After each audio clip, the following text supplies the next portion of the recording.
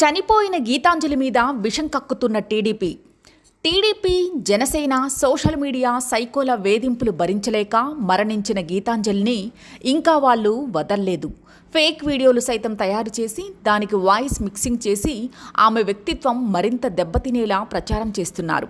దీన్ని సమాజం గుర్తిస్తోంది, తగిన బుద్ధి చెప్పేందుకు సిద్ధంగా ఉంది. శవాలను కళేబరాలను పీక్కు తినడం రాబందుల జీవన విధానం. అవి దొరక్కపోతే రాబందులు తిండి లేక అంతరించిపోతాయి. ఇప్పుడు రాజకీయ రాబందు అయిన చంద్రబాబు, ఆయన కుమారుడు సైతం ఇలాగే శవాలను సైతం పీక్కు తింటూ తమ మనుగడ సాగిస్తున్నారు.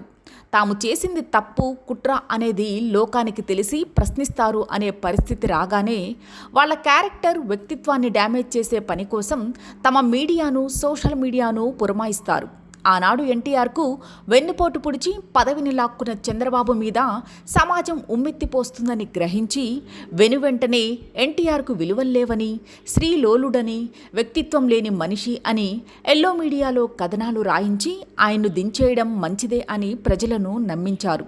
తరువాత ప్రజారాజ్యం పార్టీని పెట్టిన చిరంజీవిని సైతం అలాగే డ్యామేజ్ చేసి పరువు తీశారు. నేడు గీతాంజలి అనే మహిళను ఘోరంగా ట్రోల్ చేసి హింసించి చంపేసి ఆ తరువాత కూడా ఆమె వ్యక్తిత్వాన్ని కించపరుస్తూ పోస్టులు పెడుతున్నారు. చావుకూడు చంద్రబాబుకు రుచించినట్లుగా ఇంకెవ్వరికీ అచ్చిరాదేమో.